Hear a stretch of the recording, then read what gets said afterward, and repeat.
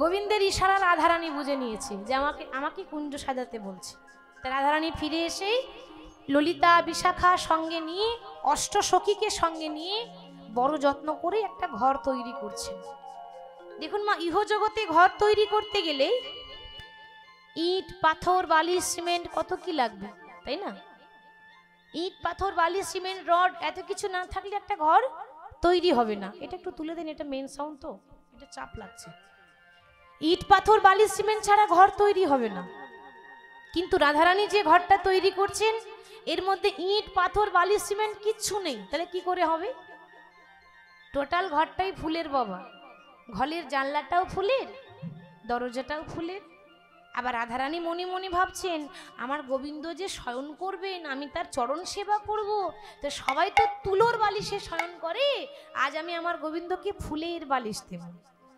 ফুলের বালিশ, ফুলের বিছানা। যে রাস্তায় আসবে সেই রাস্তায় ফুল বিছিয়ে দিয়েছে। কেন? আসার পথে যদি গোবিন্দের চরণে আঘাত লেগে যায়।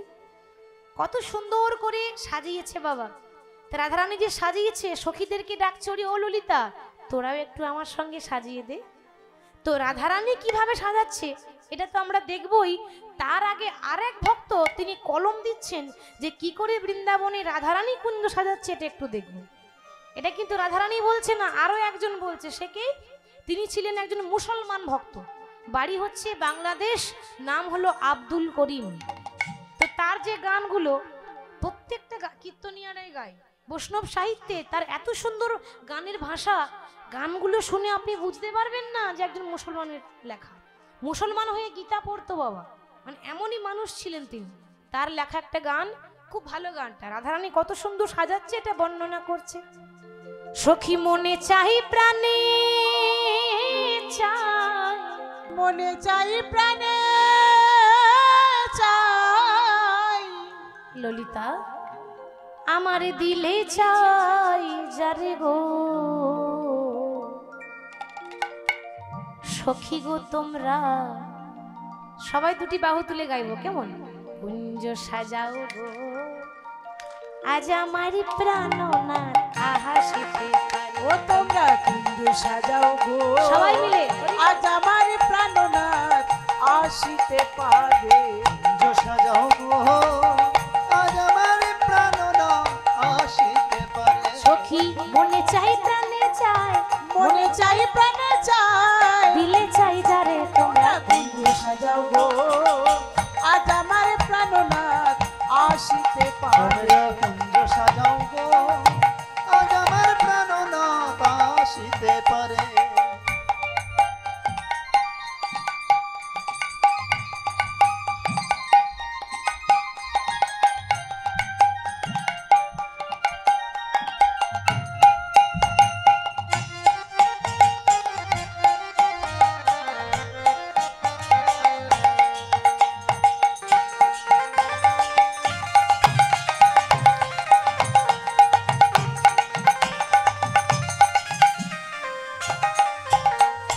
বসন্ত সময়ে কোকিল ডাকে কুহুসরে, বসন্ত সময়ে কোকিল ডাকে কুহুসরে, বসন্ত সময়ে কোকিল ডাকে কুহুসরে। ওই না বসন্ত সময়ে কোকিল ডাকে কুহুসরে। আহা যৌবন বসন্ত আদি থাকতে দেয় না ঘরে। তোমরা কুঞ্জ সাজাও গো আজ আমার প্রাণনাথ আসিতে পারে। তোমরা কুঞ্জ সাজাও গো আজ আমার প্রাণনাথ আসিতে পারে। তোমরা কুঞ্জ সাজাও গো আজ আমার প্রাণনাথ আসিতে পারে।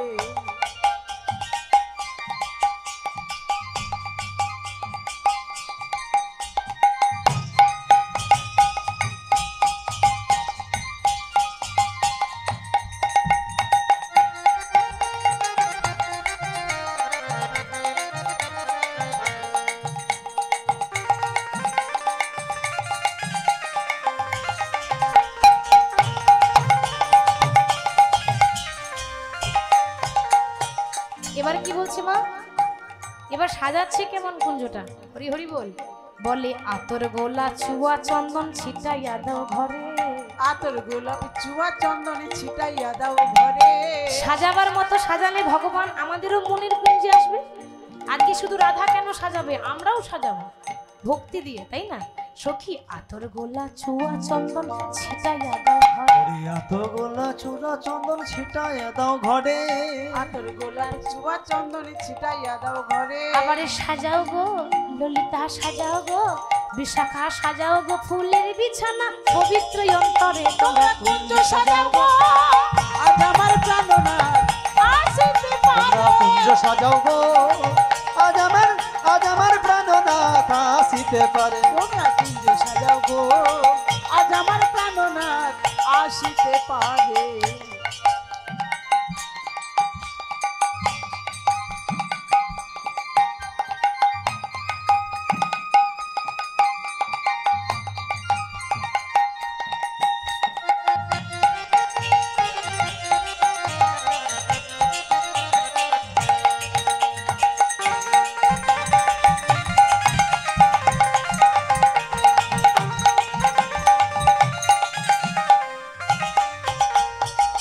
এবার যিনি গানটা লিখছেন সে আব্দুল করিম কি বলছে, বাবা কথাতে আছে যে বিশ্বাসে মিলয়ে বস্তু তর্কে বহুদূর, তাই না? ভগবানের নামে কখনো কারোর সঙ্গে তর্ক করতে নেই, বিশ্বাস করলে ভগবানকে পাওয়া যায়। সখী আসিলে আসিতে পারে ভরসা অন্তরে, ওগো আসিলে আসিতে পারে ভরসা অন্তরে। আসিলে আসিতে পারে ভরসা অন্তরে। ওরে আসিলে আসিতে পারে ভরসা অন্তরে। আহা করিম বলে, আহা করিম বলে, আহা করিম বলে, পাইলে কি আর ছাইরা দিতাম তারে। তোমরা কুঞ্জ সাজাও গো, বিদায় আজ আমার হরি বল, হরি বল। আসিতে পারে। তোমরা কুঞ্জ সাজাও গো, আজ আমার প্রাণনাথ আসিতে পারে। ও তোমরা কুঞ্জ সাজাও গো, আজ আমার প্রাণনাথ আসিতে পারে।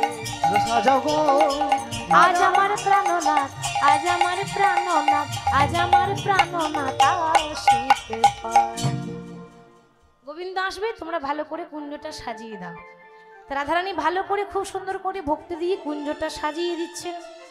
ভগবান ভক্তিটাই তো দেখেন, আসল হচ্ছে ভক্তি, মন, তাই না বাবা? ভগবান কোনোদিন ভক্তের দেহ দেখে না, ভক্তের মনটা দেখে। মনটাই আসল, মন দিতে হবে ভগবানকে। রাধারানী মন দিয়ে গোবিন্দের জন্য কুঞ্জ সাজাচ্ছে।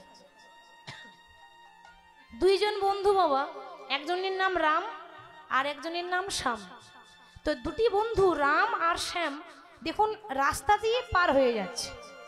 রাস্তা দিয়ে যখন পার হয়ে যাচ্ছে, হঠাৎ রাস্তা ধারে কিন্তু কীর্তন হচ্ছে বাবা, একটু লক্ষ্য করুন মা, রাস্তা ধারে কীর্তন হচ্ছে। রাম তখন শ্যামকে বলছে, বন্ধু ওই দেখো কত সুন্দর কীর্তন হচ্ছে, চলো। শুনেছি কীর্তন শুনলে, প্রভুর নাম শুনলে জীবনটা সার্থক হয়ে যায়, ধন্য হয়ে যায়, চলো একটু প্রভুর নাম শুনি। তখন শ্যাম বলছে, ধুর এই বয়সে আবার কীর্তন শুনে, আমাদের এখন ইয়াং বয়স, আমরা কত ফুর্তি করব, আর তুমি বলো কি না কীর্তন শুনবো, যাও তুমি যাও, আমি যাব না। এবার দেখুন বাবা, একজন চলে গেল কীর্তন শুনতে, রাম চলে গেল কীর্তন শুনতে, আর শ্যাম গেল কোথায়? সে একটা নোংরা জায়গায় গেছে, পতিতালয়ে। হরি বল। তা পতিতালয়ে চলে গেল। এবার দুই বন্ধু দুই জায়গায়। এবার যে কীর্তন শুনছিল রাম, সে মনে মনে ভাবছে, দূর শুধু শুধু কীর্তন শুনতে চলে এলাম, আর যদি ওখানে যেতাম তাহলে কত আনন্দ, কত মজা, কি তাই না? কতই না আনন্দ হতো। এখানে কীর্তনই শোনা হচ্ছে, কি আর ফুর্তি হচ্ছে। হরি বল। এখানে তো ফুর্তি হবে না, ওখানে গেলেই ভালো হতো। এই কীর্তন তলায় বসে আছে, কীর্তন শুনছে, মন কিন্তু ওখানে নেই। মন কোথায়? পতিতালয়ে, মানে নোংরা জায়গায়। আর যে বন্ধুটাই পতিতালয়ে ছিল, নোংরা জায়গা ছিল, সে মনে মনে ভাবছে, ছি ছি ছি, কেন যে এখানে এলাম। যদি বন্ধুটার কথা শুনে কীর্তন শুনে নিতাম, অন্তত জীবনটা ধন্য হয়ে যেত। এই নরকে আসা, এখানে জীবন মানে কি বলবো, জীবনটাই নষ্ট হওয়া। এখানে আসা মানে আনন্দ ফুর্তি তো হবে, কিন্তু জীবন সার্থক হবে না। কেন যে এলাম? তো সে বসে আছে নোংরা জায়গায়, মন পড়ে আছে কীর্তনে। আর যে কীর্তন শুনছে, সে বসে আছে কীর্তন তলায়, মন পড়ে আছে। হ্যাঁ, মন যদি থাকে ওই বনে, তাহলে কি হবে কীর্তন শুনে, তাই না বাবা? এইবার দেখুন, যখন দুজনে মারা গেল, কেউ আগে কেউ পিছে, যেতে তো সবাই কি হবে, কেউ আগে যায় কেউ পরে যায়। তা যখন মারা গেল দুই বন্ধু, উপরে গিয়ে বিচার হচ্ছে। কি বিচার? যে কীর্তন শুনছিল সে গেল নরকে। হ্যাঁ, 3 ঘন্টা বসে কীর্তন শুনেছে, সে চলে গেল নরকে। আর যে বন্ধুটা পতিতালয়ে নোংরা জায়গায় ছিল, সে চলে গেল স্বর্গে। এবার উপরে বিচার হচ্ছে, ভগবান তুমি তুমি ভগবান বলে নাও, তোমাকে ভগবান বলে মানি না, ভগবান যদি হবে তো তোমার বিচার ঠিক নাই। বিচার হচ্ছে বাবা, কেন? আরে ভগবানের বিচার নেই, ভগবানের বিচার থাকলে আমি 3 ঘন্টা কীর্তন শুনেছি, তাহলে আমাকে নরকে পাঠিয়ে দিল কেন? আর ও যে নোংরা জায়গায় পড়েছিল সে স্বর্গে চলে গেল কেন? ভগবান তখন বলছে, রাম তুমি কীর্তন শুনতে তো গেছিলে, তোমার মনটা কীর্তনে ছিল? তোমার মনটা কি দিয়েছিলে প্রভুর চরণে? আর তোমার আরেক বন্ধু নোংরা জায়গায় পড়েছিল কিন্তু মনটা প্রভুর চরণে দিয়েছে। আমি দেখবো না যে কার দেহটা কোথায় পড়ে আছে, আমি দেখবো কার মনটা আমার চরণে পড়ে আছে। ভগবান কারো দেখে না, ভগবান ভক্তের মন দেখে। নিতাই গৌর হরি বল, হরি বল। ভক্তি দিয়ে মন দিয়ে রাধারানী কুঞ্জটা সাজাচ্ছে। এই দেখুন কত সুন্দর সাজিয়েছে, অপরূপ সুন্দর। সব জায়গায় এভাবে সাজায় না, খুব সুন্দর সাজিয়েছে কিন্তু। তো দেখুন চারিদিকে ফুল দিয়েছে, তাই তো কত সুন্দর লাগছে। ওইভাবে রাধারানী সাজাচ্ছে, চারিদিকে ফুল, কোনো জায়গায় বাদ দেয়নি। আজ ফুলের আচির সখী, ফুলের প্রাচীর, ফুলেতে ছাওয়াল ঘর রে। কিবা ফুলের আচির, ফুলের প্রাচীর, ফুলেতে ছাওয়াইনু ঘর রে। সখী ফুলের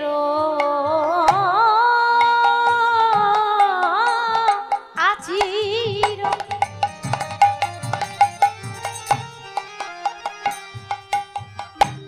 ফুলের প্রাচীর,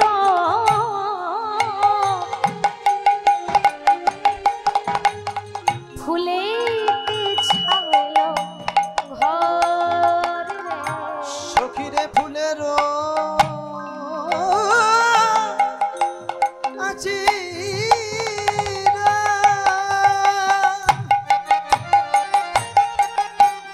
ফুলের পাচিরা, ফুলেতে ছাওয়ালো ঘর রে।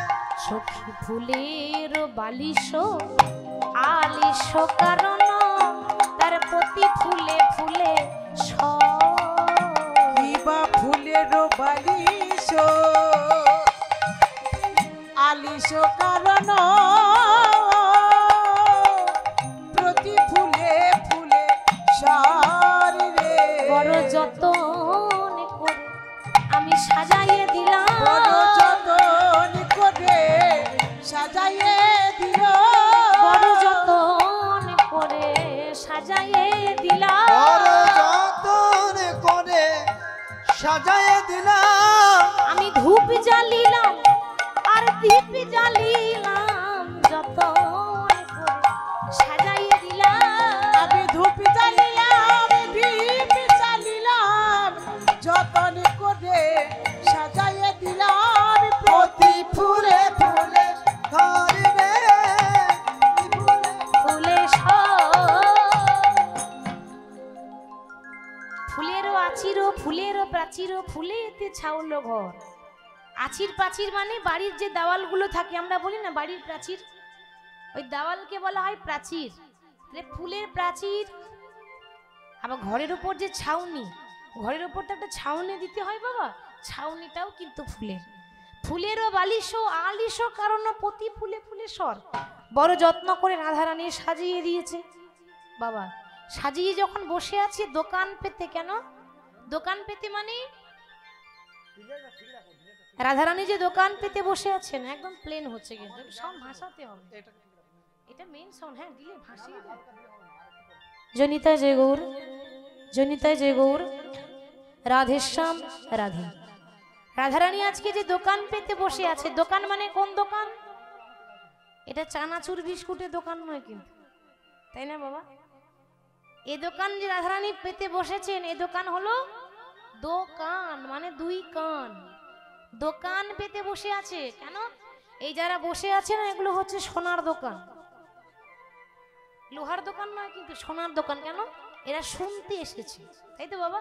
শ্রবণ করবে তবে তো আমাদের হৃদয়ে যাবে। দোকান পেতে বসতে হবে। তা রাধারানী দোকান পেতে বসে আছে, ভক্তি দিয়ে ভাব দিয়ে প্রভুর পথপানে চেয়ে বসে আছে। দেখুন বাবা, শাস্ত্রে বলছে যে ভক্তি যার ভগবান তার, ভক্তি যার নেই ভগবানও কিন্তু যার কাছে থাকে না। ভক্তি দিয়ে ভগবানকে বশ করা যায়, তার প্রমাণ আছে গো। আমরা একটু প্রমাণ দেখে নেব আর একটু এগিয়ে যাওয়ার আগে। কীর্তন মানেই তো তাই বাবা, যার পদাবলী আছে, পদাবলীর আবার তার ব্যাখ্যা থাকে, তাই না? এটাই তো প্রভুর নাম কীর্তন, আসল বস্তু এটা। পদাবলী ছাড়া কীর্তন হবে না, পদাবলীটা থাকতেই হবে, তবেই তো এটা লীলা কীর্তন। তাহলে রাধারানী বসে আছেন আজ ভক্তি দিয়ে। ভক্তি দিয়ে কি করে ভগবান পাওয়া যায় তার একটু উদাহরণ দিই। শাস্ত্রে বলেছে রামায়ণে, আপনারা রাম রাবণের কথা সকলেই জানেন। তো রাম রাবণের যখন যুদ্ধ শুরু হলো, মাঝখানে লড়াইটা কার জন্য চলছে বলুন তো? কার জন্য এত কিছু? মা সীতার জন্য। রাবণ যদি সীতাকে ফিরিয়ে দিত তাহলে এই মারামারি কাটাকাটি কিছু হতো না, রামায়ণে রাম রাবণের যুদ্ধটাই হতো না। রাবণরা হচ্ছে তিন ভাই এক বোন, রাবণ, কুম্ভকর্ণ, বিভীষণ, আর আদরের বোন হলো শূর্পণখা। আচ্ছা মায়েরা বলুন তো, রাবণের সব থেকে ছোট ভাই বিভীষণ, সে কি রাবণের পক্ষে ছিল? কার পক্ষে ছিল? রামের পক্ষে। আমরা দেখবেন কথায় কথায় বলি, আরে ঘরের শত্রু বিভীষণ, বলি না? ঘরের শত্রু বিভীষণ কথাটা আমরা বলছি ঠিক কথা, কিন্তু একবারও বিচার করে দেখেছেন যে বিভীষণ কি কোনো অধর্মের পথে ছিল? বিচার করার আগে এটা ভাবি না যে বিভীষণ অধর্মের পথে ছিল না, বিভীষণ ধর্মের পথে দাঁড়িয়েছিল। সে নিজে দাদার বিরুদ্ধে চলে গেছে, কেন? ধর্ম ছাড়বে না। স্বধর্ম নিধরংশেয় পরধর্ম ভয়াবহ। নিজের ধর্ম অবলম্বন করলে মরতে হয় মরবো, কিন্তু পরের ধর্ম গ্রহণ করব না। তাহলে আজকে আমি ধর্মের পথে থাকবো, অধর্মকে অবলম্বন করব না। তার জন্য বিভীষণ কিন্তু রামের পক্ষে আছে। এবার রাবণের পক্ষ থেকে যারা বড় বড় বীর যোদ্ধা যাচ্ছে রামের সঙ্গে যুদ্ধ করতে, এতদিন পর্যন্ত রামের ভাই এবং রামের যে বড় বড় বীর যোদ্ধা পাঠিয়েছে রাবণ রামের কাছে, আজ পর্যন্ত তারা কেউ ফিরে এলো না। কেন? আসতে ভগবানের কাছে যে যায় সে আর কোনোদিন ফিরে আসে না বাবা, তাই না? ভগবানের কাছে যে একবার চলে যায় সে আর কোনোদিনও ফিরবে না। আপনি যতই ডাকুন, যতই কাঁদুন, ভগবান আপনাকে কিছুতেই ফিরিয়ে দেবে না। যে চলে যায় সে আর কোনোদিনও ফিরে আসে না। আজকে রাবণ বড় অসহায়, এত বড় বড় বীর চলে গেল, কেউ যখন ফিরে এলো না, রাবণের ভাবটি কেমন? কেউ যেন দেখতে না পায়, কেউ যেন বুঝতে না পারে। রাবণ নিজের বাগানে বসে বসে আড়ালে আড়ালে কাঁদছে। কেন? রাবণ মনে মনে ভাবছে, প্রভু এই জগতে সবাই বলে আমি নাকি তোমার শত্রু। কি গো বলে না? যারা বলে তারা ভুল বলে, যারা বলে রাবণ রামের শত্রু তারা ভুল বলে। কেন? আমরা রাবণের বাইরেরটাই দেখলাম বাবা, অন্তরটা কেউ দেখলাম না। আমরা যখন কারোর বিচার করি মানুষের বাইরেরটা দেখে বিচার করি, মনটা কেউ দেখে মা? মানুষের মন কেউ দেখে না, মানুষের অন্তরটা কেউ দেখে না। আমি লড়াই করছি এটা সবাই দেখতে পেল, কিন্তু আমার অন্তরটা কেউ দেখতে পেল না গো। আমিও বসে আছি, জানি না সেদিন আমার কবে আসবে যেদিন রামের হাতে আমার মৃত্যু হবে, কিন্তু কাউকে বলতে পারছে না। কিন্তু আমার ইচ্ছা আমি রামের হাতে মরতে চাই। রাবণ যখন কাঁদছে, ঠিক রাবণের বংশের শেষ সম্বল রাবণের ভাইপো, বয়স হচ্ছে 5 বছর, নাম হলো তরণী। এই ছোট্ট 5 বছরের তরণী খেলা করতে করতে দেখছে তার জ্যাঠামশাই কাঁদছে। দূর থেকে ছুটতে ছুটতে গিয়ে জ্যাঠামশাইকে জড়িয়ে ধরেছে। জ্যাঠামশাই, কি হয়েছে গো? তুমি কাঁদছো কেন? তোমার মনের মধ্যে কি কোনো দুঃখ আছে? তোমার মনের মধ্যে কি কোনো কষ্ট আছে? তুমি তোমার কষ্টের কথা আমাকে বলছো না কেন জ্যাঠামশাই? আমায় বলো, আমি না তোমার ভাইপো, তোমার ছেলের মতো। আমার কাছে বলো তোমার কিসের যন্ত্রণা, তোমার কিসের ব্যথা?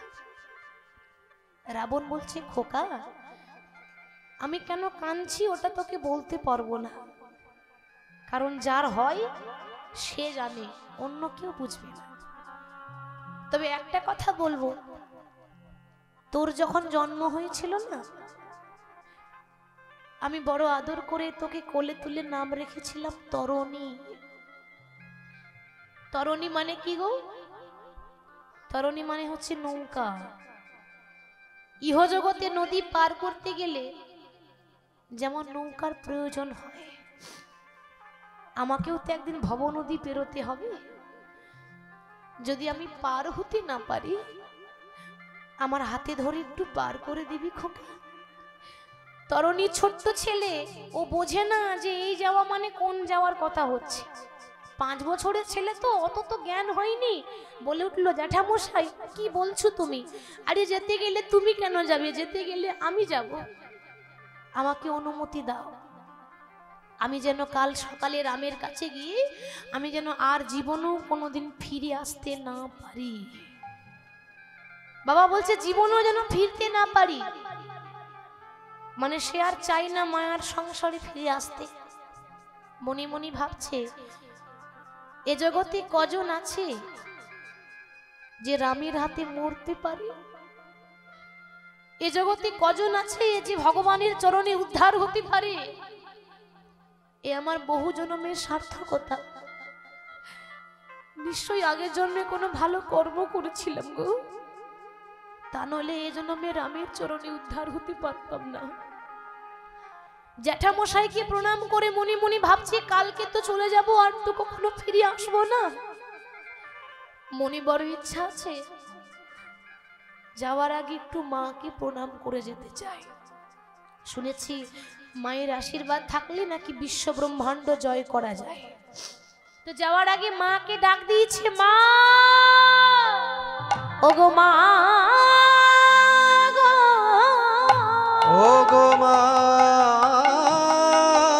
গো, ও মা জননী, ও মা জননী, মা মা নিতাই গৌর গো, মা। সেই না মা দিয়ে ডাক দিয়েছে। তরণীর মায়ের নাম ছিল সরমা দেবী। সরমা তখন ছুটতে ছুটতে এসে ছোট্ট ছেলেকে কোলে তুলে নিয়ে বলছি, খোকা কি হলো, তুই আমায় ডাকছিস কেন? ছোট্ট 5 বছরের ছেলে, বয়স অল্প হতে পারে, বুদ্ধি না থাকতে পারে, জ্ঞান না থাকতে পারে, ভক্তিটা অটুট ছিল। কথাই আছে বাবা, যার হয় তার 9ই হয়, যার হয় না তার 90ও হয় না। ছোট্ট তরুণী মাকে জড়িয়ে ধরে বলছে, মা আজকে তোমাকে মা বলে কেন ডাকছি জানো? আর তো কোনোদিন ডাকতে পাবো না, আর তো কোনোদিন তোমার মুখটা দেখতে পাবো না, তাই শেষবারের মতো তোমার মুখটা দেখতে এলাম। সরমা দেবী বলছে, পাগল হয়ে গেলি? আমার 7 নয় 5 নয় একটা আদরের ধন দেখতে পাবি না মানে? তুই কি কোথাও যাচ্ছিস? হ্যাঁ মা, আমি যাচ্ছি কোথায় জানো? যেখানে গেলে আর কেউ ফিরে আসে না, না ফেরার দেশ। এতদিন তো অনেক ভাড়া ঘরে রইলাম, এতদিন তো অনেক বাসা বাড়িতে রইলাম, এবার আসল বাড়ি চললাম। তোমার কাছে কিচ্ছু চাই না, তোমার কাছে একটা বস্তু নিতে এসেছি, আমি হাত পেতে তোমার কাছে দাঁড়িয়ে আছি। বলো তুমি আমায় দেবে তো? আমায় খালি হাতে ফিরিয়ে দেবে না তো? বল খোকা, তুই আমার কাছে কি চাস? আমি অন্য কিছু চাই না মা, আমার পা থেকে মাথা পর্যন্ত সর্ব অঙ্গে রাম রাম রাম রাম লিখে দাও। আমার ইচ্ছা আছে আমি মরার আগে আমার অঙ্গে রাম নাম লিখে মরতে চাই। এ জগতে কজন আছে বাবা যে মরার আগে রাম নাম লিখে মরতে পারে? এ জগতে কজন আছে যে মৃত্যুর আগে প্রভুর নাম বদনে বলে মরতে পারে? তুমি আমার সর্ব অঙ্গে রাম নাম লিখে দাও। মা কি করলো? ছেলের পা থেকে মাথা পর্যন্ত রাম রাম রাম রাম লিখে দিল। কিন্তু দুঃখের কথা, সব জায়গায় রাম নাম লেখা হলো বাবা, কিন্তু গলাটা বাদ পড়ে গেছে। কেন? বিধির বিধান, যার কপালে যা লেখা আছে সেটা হবে, ভগবানও খণ্ডন করতে পারবে না বাবা। আজকে গলায় লিখতে ভুলে গেছে মা। ছোট্ট ছেলে মাকে প্রণাম করে চলে গেল আসল ঠিকানা। কেমন ভাবে? ওগো দয়াল ঠাকুর, একবার বলে দাও মোরে, ও পারের ওই ঠিকানা, ও পারের ওই ঠিকানা। নিতাই গৌর হরি বল। ঠাকুর প্রভু বলে দাও মোরে, ও পারে ওই ঠিকানা, ও পারে ওই ঠিকানা। দয়াল ঠাকুর তুমি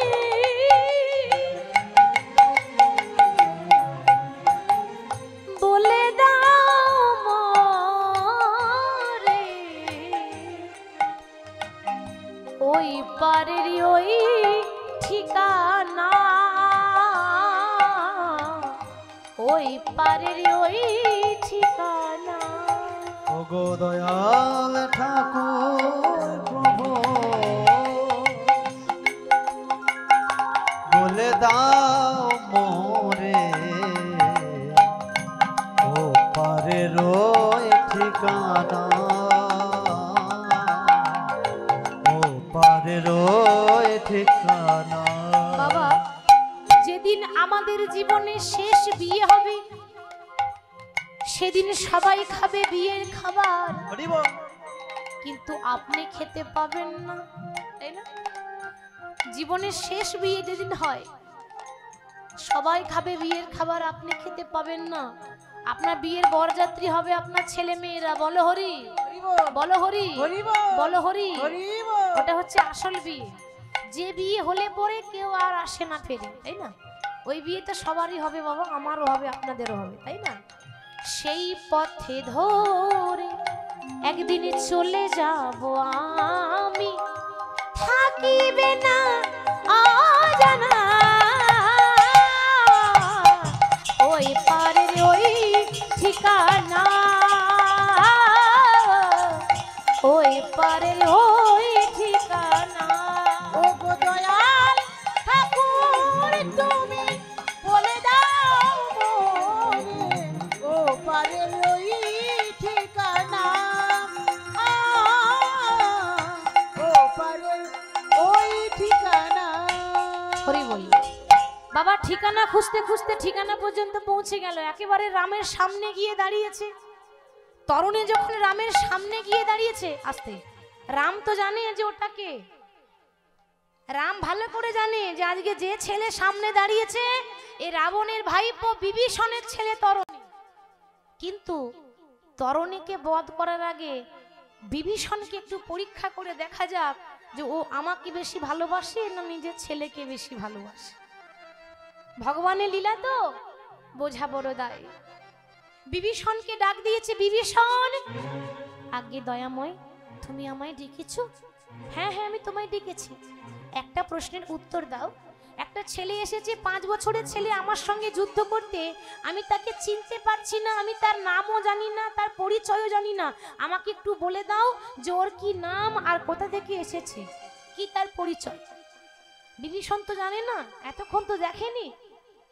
যেই না দূর দৃষ্টিতে তাকিয়ে দেখলো, মনে মনে ভাবছে, হাই রে, এত বড় বড় যোদ্ধা থাকতে আমার দাদা আর কাউকে পেল না। আমার 7 নাই 5 নাই একটা আদরের ধন তরণীকে পাঠিয়ে দিয়েছে। কিন্তু বাবা আমি যদি বলে দিই যে ওটা আমার ছেলে, তাহলে কি হবে? হরি বল।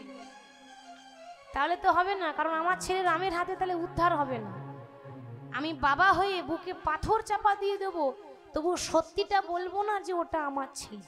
কিন্তু সত্যি না বললেও মিথ্যা আমি বলবো না। আমি বিভীষণ জীবনেও মিথ্যা বলিনি, আজকেও মিথ্যা বলবো না, সত্যি বলবো না, মিথ্যা বলবো না। অর্থাৎ কি বললো দেখুন, আমার ছেলে সেটা বলছে না, বলছে প্রভু তুমি যে ছেলেটাকে দেখছো না ও অন্য কেউ নয়, ও হলো রাবণের ভাইপো। এটা তো সত্যি, মিথ্যাও তো নয়, পুরোপুরি মিথ্যা হচ্ছে না, ওটা সত্যি তো রাবণের ভাইপো। কিন্তু আমার ছেলে এটা সরাসরি বললো না। হরি বল। আচ্ছা তুমি যখন এত কিছু জানো তখন এটাও বলে দাও যে ওর কোন জায়গায় আঘাত করলে ছেলেটা মরবে। আমি জায়গা খুঁজে পাচ্ছি না, বুঝতে পারছি না কোন জায়গায় আঘাত করব। কেন না সর্ব অঙ্গে রাম নাম লিখেছে, মানে আমার নাম লিখেছে, মানে আমার নামের কবচ পড়েছে। তাহলে যেখানে রাম নামের কবচ লেখা থাকে সেই জায়গাটাতে আমি আঘাত করব কি করে? তুমি বলে দাও, একটা জায়গা খুঁজে দাও। বিভীষণ বলছে প্রভু তুমি তো সবই জানো, তবে কেন ছলনা করছো? ভালো করে তাকিয়ে দেখো, ওর সর্ব অঙ্গে রাম নাম লেখা, কিন্তু ওর গলাটা বাদ পড়ে আছে। তুমি যদি ওর গলায় আঘাত করতে পারো ছেলেটা সঙ্গে সঙ্গে মারা যাবে। বিভীষণের এই কথা শুনে রামচন্দ্র আর দেরি না করে সঙ্গে সঙ্গে রামের বাণ ছুঁড়েছে। আর রাম বাণ যেই না ছুঁড়েছে বাবা, একই বাণ তীব্র গতিতে ধেয়ে এসে এমন ভাবে আঘাত করলো, এমন ভাবে গলায় আঘাত করেছে, একদিকে মুন্ড কেটে পড়ে গেল, একদিকে দেহ কেটে পড়ে গেল। কিন্তু মুন্ড কেটে গেলে কি হবে? তখনও পর্যন্ত নাম ছাড়ে না। মুন্ড কেটে পড়ে গেল, কিন্তু এখনো পর্যন্ত কাটা মুন্ড রাম রাম রাম রাম করছে। তাহলে মুন্ডটা রাম নাম করছে, আর যে দেহটা এভাবে ছটপট ছটপট করছে। বাবা এই দৃশ্য দেখে আর কি কোনো বাবা দাঁড়িয়ে থাকতে পারে? বিভীষণ কিছু বলতে পারছে না, কি বলবে? কারণ সেই তো চেয়েছিল যে আমার ছেলে যেন রামের হাতে উদ্ধার হতে পারে। মুখে কোনো কথা নেই বাবা, একেবারে বাক্য হারা, মানে মুখে কোনো বাক্যই নেই, নীরব হয়ে দাঁড়িয়ে আছে। বিভীষণের এই দশা দেখে রাম মানে ভগবান হাসছে। বাবা ভক্ত যখন কাঁদে ভগবান তখনই হাসে। কেন? পরীক্ষা করে তো ভক্তকে। ভক্তকে দেখছে আর হাসছে রাম, হাসতে হাসতে বলছে কি হলো? আমি আঘাত করেছি তরুণীকে, যন্ত্রণাটা তোমার হচ্ছে কেন? আমি ব্যথা দিয়েছি তরুণীকে, কষ্টটা তোমার হচ্ছে কেন? তুমি কাঁদছো কেন? প্রভু আমি কি জানি না? আমি জানি যে তুমি সবই জানতে, তবু তুমি আমার সঙ্গে ছলনা করলে। সবই তো তোমার লীলা, আমি ভালো করে জানি।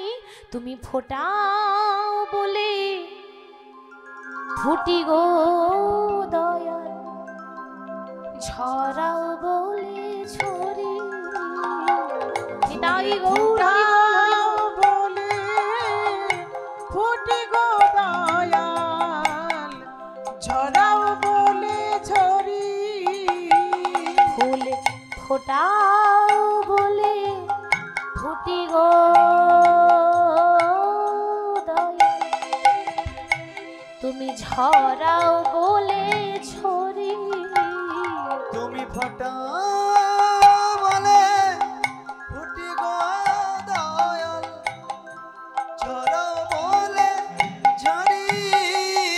তুমি কাঁদাও বলে কাঁদি গো দয়াল, হাসাও বলে হাসি। তুমি কাঁদাও বলে আদি গো দয়াল, হাসাও বলে হাসি।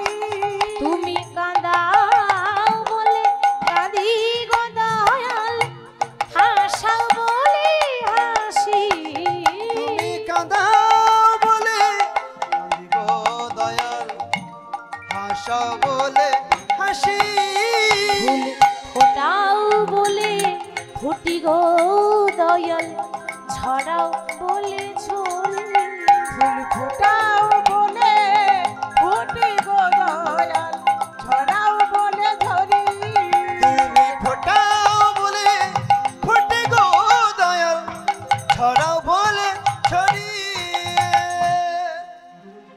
ভালো করে জানো যে তুমি যাকে আঘাত করেছো সে অন্য কেউ নয়, সে আমারই একমাত্র সন্তান তরণী। রাম বলছে বিভীষণ, আজকে যে তুমি পরীক্ষায় উত্তীর্ণ হলে, আমি যে তোমাকে যাচাই করলাম, পরীক্ষা করলাম, তাতে তুমি বুঝিয়ে দিলে যে যাহা কৃষ্ণ তাহা নয় মায়ার অধিকার, অর্থাৎ যেখানে ভগবান থাকে সেখানে কোনো সংসারের মায়া রাখলে হয় না, এটা তুমি প্রমাণ করে দিলে। বাবা হয়ে ছেলের মায়া ত্যাগ করে আমাকে চাইলে, বলো তুমি আমার কাছে কি চাও? বিভীষণ বলছে প্রভু আমি টাকা পয়সা সোনা দানা কিচ্ছু চাই না, আশীর্বাদ করো যে ছেলেটাকে নিজের হাতে আঘাত করেছো পরজন্মে যেন তোমার বুকের মাঝে তার জায়গা হতে পারে, সে যেন সারা জীবন তোমার প্রিয় হয়ে থাকতে পারে। তথাস্তু তাই হবে। এ যুগে হবে না, এ যুগে আমি রামচন্দ্র, আগত দাপুর যুগে বৃন্দাবনে যখন কৃষ্ণ হব, তোমার ছেলে তরণী, রাবণের ভাইপো তরণী হবে আমার সব থেকে প্রিয় সখা, নাম হবে সুবল সখা। নিতাই গৌর হরি বল। সুবল কৃষ্ণের প্রিয় বন্ধুকে সুবল, অনেকে বলে সুদামা, সুদামা নয় কিন্তু, সুদামা থেকে প্রিয় সুবল। সুদামার প্রিয় ছিল কিন্তু মনের কথা সুদামা জানতো না। কৃষ্ণের মনের কথা, কৃষ্ণের হাঁড়ির খবর সুবল ছাড়া কেউ জানে না, ওই জন্য প্রিয় শাখা। তাহলে ভক্তি দিয়ে একটা 5 বছরের ছেলে উদ্ধার হয়ে গেল। তাহলে ভগবানকে ভক্তি দিয়েই বশ করা যায়। রাধারানী ভক্তি দিয়ে সাজিয়ে সবকিছু বসে আছেন। এবার রাধারানী সাজগোজ করে সবকিছু সাজিয়ে বসে আছেন, ঠিক কথা। গোবিন্দ দেখছে রাত 12টা প্রায় বাজতে গেছে, এবার আমাকে যেতে হবে। তো যখন যাচ্ছে বাবা, ভগবান তো জানে না যে যেখানে বাঘের ভয় সেখানে সন্ধ্যা হয়। আজকে জানে না যে সামনে বিপদ, ভগবানেরও জানা নেই যে একদিন বিপদ দাঁড়িয়ে আছে বাবা। আজকে ভগবান যাচ্ছে, তা কেমন ভাবে যাচ্ছে? এত সুন্দর শোভা হয়েছে। আহারে নূপুর বাজায় চলে যায়, আহারে নিতাই গৌর হরি বল। চলে যায়, নপুরা বাজায় চলে যায়, নপুর বাজায় চলে যায়। ও চলে যাই যাই যাই, চলে যাই যাই যাই, চলে যাই যাই যাই, চলে যাই, চলে যাই যাই যাই, চলে যাই যাই যাই, চলে যাই যাই যাই, চলে যাই যাই যাই। চলে যায় যায় যায়, চলে যায় যায়, চলে যায় যায় যায়, চলে যায় যায়।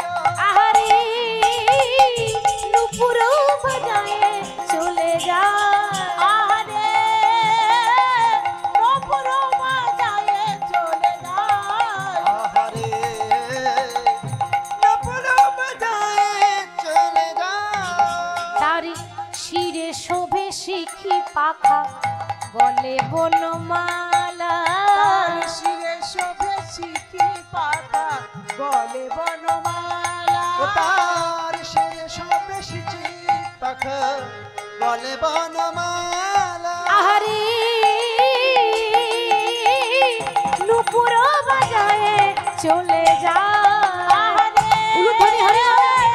নপুর বাজায় চলে যায়। আহারে নপুরা বাজায় চলে যায়। নূপুর বাজায় চলে যায়। গোবিন্দ যাচ্ছে আর পায়ে নূপুরটা রুনু ঝুনু করে বাজছে। ভগবান দেখছে, যা এরকম করে যদি বেজে ওঠে তাহলে তো আমার যাওয়া হবে না। ও মায়েরা, একেই তো রাত্রেবেলায় যাচ্ছে, লোকের ঘুম ভেঙে যাবে না? তো ভগবান বলছে, ও নূপুর দেখো, তুমি প্রতিদিন যা করো করো, আজকে আমি ভগবান হয়ে তোমার কাছে কি বলবো, বারবার করে বলছি, তোমাকে নিবেদন করছি, দেখো তুমি যা করছো করো, কিন্তু আজ কিছুক্ষণের জন্য অন্তত, যতক্ষণ রাধার ঘরে না যাচ্ছি ততক্ষণ বেজো না নূপুর, তুমি বেজো না নূপুর, বেজনা নূপুর, নানা রুনু ঝুনু করে বেজো না নূপুর, নানা রুনু ঝুনু করে বেজনা নপুর। নানা বাজিলে যাওয়া হবে না গো, রুনু ঝুনু করে বেজো না নূপুর। ওগো বাজিলে যাওয়া হবে না গো, রুনু ঝুনু করে বেজনা নূপুর। বেজনা নূপুর বললে হবে? ও মা, আপনি যদি পায়ে নূপুর পরেন, যদি রাস্তায় হাঁটেন, তা ছম ছম করে বাজবে না? এই দোষটা নূপুরের নাকি? আপনি পড়েছেন নূপুর, নূপুরের যা কাজ সে তাই করছে। নূপুর বলছে, প্রভু অন্য দিন যা বাজি আজকে আবার বেশি করে বাজবো। কেন? কারণ আমি যদি আজকে রুনু ঝুনু করে না বাজি, তাহলে তুমি চন্দ্রাবলীর হাতে ধরা পড়বে কেমন করে? কি গো, তাই তো? অর্থাৎ আজকে শুধু কুঞ্জ রাধা সাজায়নি, আরো একজন সাজিয়েছে, রাধারানীর কাকার মেয়ে। কি নাম? চন্দ্রাবলী। সে আবার কুঞ্জ সাজিয়ে রাস্তাতে বসে আছে, অথপানে চেয়ে দুটি বাহু প্রসার করে। তাহলে বাবা, আজকে চন্দ্রাবলীর হাতে তো ধরা পড়াতে হবে, ওই জন্য বেশি করে বাজছে। এবার ভগবান যখন যাচ্ছে, আস্তে আস্তে যেতে যেতে যেতে যেতে হঠাৎ কিন্তু চন্দ্রাবলীর সঙ্গে দেখা হলো। আর যেই না চন্দ্রাবলীকে দেখেছে, অমনি গোবিন্দ চন্দ্রাবলীকে দেখা মাত্র থমকে দাঁড়িয়েছে। এ কি, এত রাত্রে নারী জাতি হয়ে তুমি এখানে কি করছো? আরে তোমরা রাজনন্দিনী রাজার ঝি, লোকে শুনলে বলবে কি? লোকে শুনলে কি বলবে? হ্যাঁ, এক রাজার ঘরের মেয়ে, একটা ভদ্র ঘরের মেয়ে এরকম মাঝ রাস্তায় দাঁড়িয়ে আছে, কেন দাঁড়িয়ে আছো? তখন চন্দ্রাবলী বলছে, গোবিন্দ, শুনেছি যে ভগবানকে পেতে গেলে নাকি রাস্তার কাঙাল হতে হয়, তা নইলে পাওয়া যায় না। তাহলে আমি যদি ঘরে বসে থাকতাম তাহলে তোমার দেখা পেতাম না। আজকে লোক লজ্জা সমাজ ছেড়ে দিয়ে ঘর ছেড়ে পথে এসেছি বলেই তো তোমার দেখা পেলাম। এতদিন অনেক ফাঁকি দিয়েছো, আর ফাঁকি দিলে হবে না। ওগো গিরিধারী লাল, বলো আর কত কাল প্রভু তুমি আড়ালে আড়ালে রবে, তুমি আড়ালে আড়ালে রবে। তাই গৌর হরি হরি বল। গিরিধারী লাল, আরে কত কাল আড়ালে আড়ালে রবে, আড়ালে আড়ালে রবে। ওগো গিরিধারী লাল, আরে কত কাল তুমি আড়ালে আড়ালে রবে, তুমি আড়ালে আড়ালে রবে। গিরিধারী লাল, আর কত কাল আড়ালে আড়ালে রবে, তুমি আড়ালে আড়ালে রবে। নয়নের জল বহে অবিরাম, নয়নের জল বহে অবিরাম, নয়নের জল বহে অবিরাম। ওগো নয়নের জল বহে অবিরাম। দর্শন দেবে বা কবে গিরিধারী লাল, তুমি আড়ালে আড়ালে রবে, তুমি আড়ালে আড়ালে রবে। ওগো গিরিধারী লাল, আরে কত কাল আড়ালে আড়ালে রবে, আড়ালে আড়ালে রবে।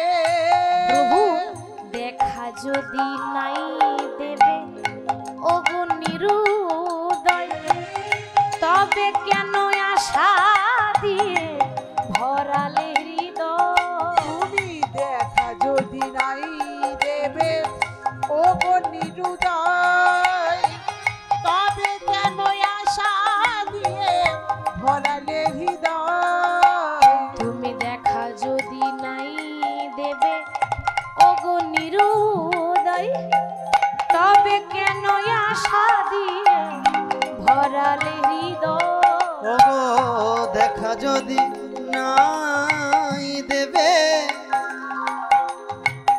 ওগো নিরুদয়, তবে কেন আশা দিয়ে ভরালে হৃদয়। আর অন্তরে আমার আকুল ব্যথা, ওগো অন্তরে আমার আকুল ব্যথা, অন্তরে আমার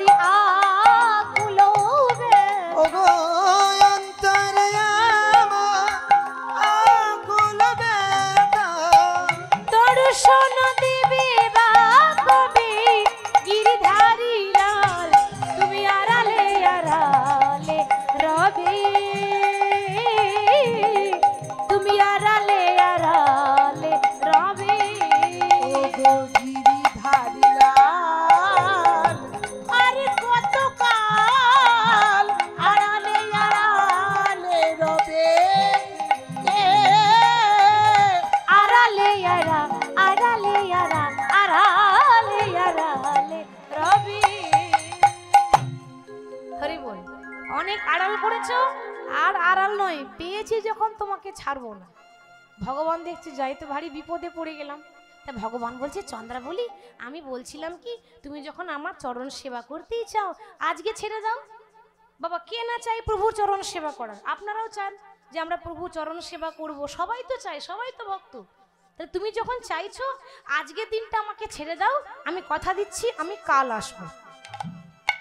চন্দ্রাবলী বলে হে গোবিন্দ, হে গোবিন্দ, না জানি কাল কাল বলতে বলতে কালা চাঁদ কবে চলে যাবে। কালা চাঁদ চলে যাবে। আর না জানি কাল কাল বলতে বলতে না জানি আমার কাল বেলা কবে চলে আসবে। কাল বেলা কবে চলে আসবে। কথাটার দুটো মানে কাল কাল বলতে বলতে কালা চাঁদ গিয়েছিল মথুরা আর ফিরে এসেছিল। রাধারানীকে বলেছিল রাধে তুমি কেঁদো না, আমি আজ যাচ্ছি কাল আসবো। 100 বছর ফিরে আসেনি। আর কাল কাল বলতে বলতে যদি আমারই কাল বেলা চলে আসে, নিঃশ্বাসে বিশ্বাস নাই, কে কখন চলে যাব কেউ জানি না বাবা। তাহলে পেয়েছি যখন তখন ছাড়ছি না। কালকের ভরসা কি আছে? কাল যদি আমি না থাকি, কাল যদি আমি বেঁচে না থাকি, তাহলে তোমাকে পাবো কি করে? পেয়েছি যখন ছাড়বো না। আরে বাবা ছেড়ে দাও না। দেখো আমার কিন্তু একটা জরুরি কাজ আছে, আমার বলাই দাদা আছে না, ওই বলাই দাদা আমাকে ডেকেছে, আজ আমাকে ছেড়ে দাও। চন্দ্রাবলী বলছি গোবিন্দ পড়াশোনাটা করিনি কিন্তু এতটা বোকা নয়। তুমি কি বললে তোমার বলাই দাদা ডেকেছে? তো সারাদিন পেরিয়ে গেল তোমার দাদা ডাকলো না, আর রাত 12টার সময় তোমার দাদা ডেকেছে। এটা কি বিশ্বাস করা যায়? হ্যাঁ, শুধু তাই নয় গো, রাত্রেবেলায় পা টিপে টিপে তুমি যাচ্ছ কোথায়? আচ্ছা আপনারা বলুন, রাত্রেবেলায় পা টিপে টিপে কারা যায়? চোর চোর, তাই না? তাহলে কৃষ্ণ চোর, তাই তো? কৃষ্ণ নাম করা চোর, ছোটখাটো চোর নয়। কৃষ্ণ হলো নাম করা চোর, কিন্তু টাকা পয়সার চোর নয়, সোনা দানা চোর নয়। কি চুরি করে বলুন তো? হ্যাঁ, ভগবান কৃষ্ণর সব থেকে বড় চোর। লোকে রাত্রে চুরি করে, কৃষ্ণ দিনের বেলায় চুরি করে, ডাকাতি করে দেয়। সেটা হচ্ছে ভক্তের মন চুরি করে নেয়। দেখুন বাবা, আপনাদের মন যদি চুরি না হতো তাহলে কি বসে থাকতেন? বসে থাকতেন না, দিব্যি ঘরে গিয়ে ঘুমাতে পারতেন। বসে আছেন কেন? বসে আছেন ভগবান আপনাদের মন চুরি করে দিয়েছে। আর আপনাদের কাছে আপনাদের মন নেই তো, থাকবে তবেই তো, মন থাকলেই তো। মন নেই বলে তো আপনারা আজকে ভগবানের জন্য উন্মাদ হয়েছে। তাহলে আমি যখন পেয়েছি আমি অত সহজে ছাড়বো না। আমি প্রত্যেক দিন দেখি তুমি এই পথে যাওয়া আশা করো, তুমি এই পথে নীতি করো গতাগতি, এই পথে নীতি করো গতাগতি, এই পথে নীতি করো গতাগতি, তুমি এই পথে নীতি করো গতাগতি। নুপুরের ধ্বনি শুনি, ওগো নুপুরের ধ্বনি শুনি,